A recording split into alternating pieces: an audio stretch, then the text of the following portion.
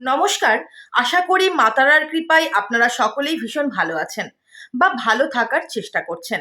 কারণ আমাদের তো ভালো থাকতেই হবে।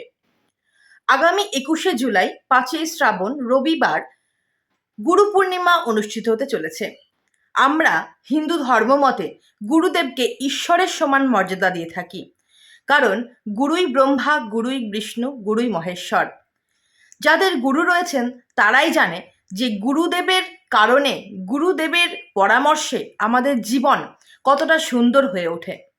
পরম জ্ঞান লাভ করা যায় গুরুদেবের কারণেই। এবং যারা অন্ধকারে রয়েছেন, অজ্ঞানতায় রয়েছেন, গুরুদেবের পরামর্শেই কিন্তু আমরা আলোর দিকে নিজেকে নিয়ে যেতে পারি।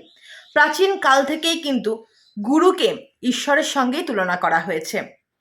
তাই হিন্দু ধর্ম মতে গুরু পূর্ণিমার মাধুর্য, গুরু পূর্ণিমার তাৎপর্য অনেক অনেক গুণ বেশি।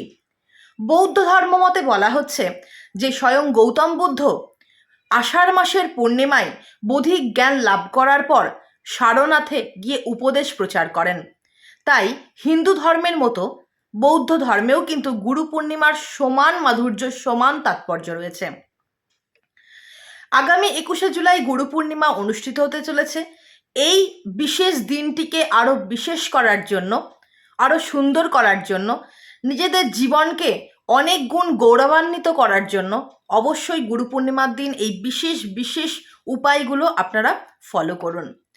গুরু পূর্ণিমার দিন সর্বপ্রথম ঘুম থেকে উঠেই আপনারা যার যার পিতামাতাকে প্রণাম করুন। অবশ্যই গুরু পূর্ণিমার দিন গরিব দুঃখীকে কিছু খাওয়াবেন, কিছু দান করবেন এবং সম্ভব হলে কিছু দুস্থ পশু পাখিকেও খাওয়ানোর চেষ্টা করুন। গুরু পূর্ণিমার দিন আপনারা গঙ্গা স্নান করতে পারেন। বলা হচ্ছে বিশেষ তিথিতে যদি গঙ্গার মতো পুণ্য স্নান করা যায় এবং কোনো কাজের শুভারম্ভ করা যায়, অত্যন্ত পুণ্য লাভ হয়। গুরু পূর্ণিমার দিন আপনারা যেটা করতে পারেন, অবশ্যই কিন্তু দীক্ষা নিতে পারেন। তার কারণ গুরু পূর্ণিমাতে দীক্ষা নিলে সেই দীক্ষা মন্ত্রতে সিদ্ধিলাভ করা অত্যন্ত সহজ হয়। হিন্দু ধর্মে বলা হচ্ছে গুরু পূর্ণিমাতে দীক্ষা গ্রহণ অত্যন্ত শুভ মানা হয়। সুতরাং যাদের এখনও গুরুদেব আপনারা পাননি বা গুরুদেব করতে পারেননি, অবশ্যই আপনারা গুরু পূর্ণিমাতে দীক্ষা নিতে পারেন। যাদের গুরুদেব নেই তারা অবশ্যই মহাদেব শিবকে বা স্বয়ং কৃষ্ণ ভগবানকে গুরুরূপে পূজা করতে পারেন। যাদের গুরুদেব রয়েছে, গুরু পূর্ণিমার দিন গুরু আশ্রমে যান। গুরুদেবকে সাদা বা হলুদ ফুল দিয়ে এবং সাদা বা হলুদ বস্ত্র দিয়ে গুরুদেবকে প্রণাম করুন।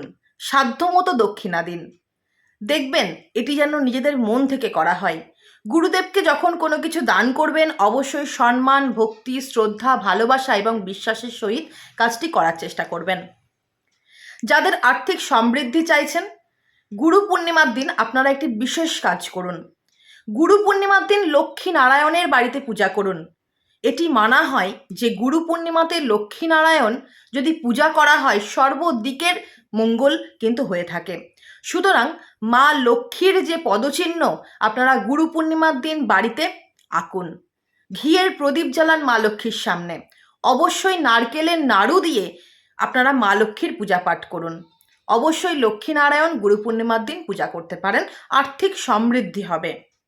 যারা সংসারে উন্নতি চাইছেন, যারা চাইছেন কর্মে উন্নতি হোক, যারা চাইছেন আর্থিক শ্রীবৃদ্ধি হোক, অবশ্যই বেল গাছের নিচে সুগন্ধি ধূপ জ্বালান এবং নিজের মনস্কামনা জানান। সর্বদিক দিয়ে ভালো হবে। গুরু পূর্ণিমার দিন জ্যোৎস্না রাতে আপনারা একটি রূপোর পাত্রে জল রাখুন এবং চন্দ্রের দিকে এক দৃষ্টে কয়েক ঘন্টা তাকিয়ে থাকার চেষ্টা করুন। চন্দ্রদেবের কাছে নিজের মন মানসিকতার সুস্থতা, শুদ্ধতা কামনা করুন। সর্বদিকের সাফল্যতার জন্য প্রার্থনা করুন এবং কিছুক্ষণ পর বা কয়েক ঘন্টা পর সেই জলটিকে আপনারা শ্রদ্ধার সহিত, বিশ্বাসের সহিত পান করুন। মনের সমস্ত কালিমা দূর হবে। গুরু পূর্ণিমার দিনটিকে সুন্দরভাবে উদযাপন করুন। সকলকে ভক্তি শ্রদ্ধা করুন। যারা গুরু পূর্ণিমার দিন দীক্ষা নিতে চাইছেন, অবশ্যই দীক্ষা নিতে পারেন। আমাদের ক্ষেত্রে এবং হিন্দু ধর্মে বলা হচ্ছে গুরু কিন্তু পূর্ব পরিকল্পিতভাবেই হয়ে থাকে। সুতরাং এই জন্মে, মনুষ্য জন্মে আপনার কে গুরু হবে ঈশ্বর কিন্তু পূর্ব পরিকল্পিতভাবেই ঠিক করে রেখেছেন। সুতরাং আশা করি গুরু পূর্ণিমার দিন আপনারা সকলেই সুন্দরভাবে সদ্গুরুর সন্ধান পাবেন এবং গুরুদেবের কৃপায় জীবনকে সুন্দরভাবে এগিয়ে নিয়ে যাবেন। গুরু পূর্ণিমার দিনটি অত্যন্ত গুরুত্বপূর্ণ, যেহেতু বছরে একটি দিন পাওয়া যায়, সুতরাং এই দিনকে কেউ নষ্ট করবেন না। গুরু পূর্ণিমার দিন সুস্থ থাকুন, কাউকে কোনো কুবাচ্য কথা বলবেন না, কারোর মনে কষ্ট দেবেন না, কোনো দুস্থ ব্যক্তিকে দেখলে অবশ্যই খাওয়াবেন, অবশ্যই কিছু দান করবেন, কাউকে কোনো রকম প্রহার, কোনো রকম আঘাত করবেন না, এমন কোনো কথা বলবেন না যাতে সেই ব্যক্তির মনোকষ্ট হয়। কারণ গুরু পূর্ণিমার দিন আমরা ঠিক যেমন গুরুকে পূজা করি এবং ঈশ্বরের আশীর্বাদ এই থেকে মেলে, আপনারা মন থেকেও সবসময় পবিত্র থাকার চেষ্টা করবেন। গুরু পূর্ণিমার দিন সকলের ভীষণ ভালো কাটুক। ধন্যবাদ।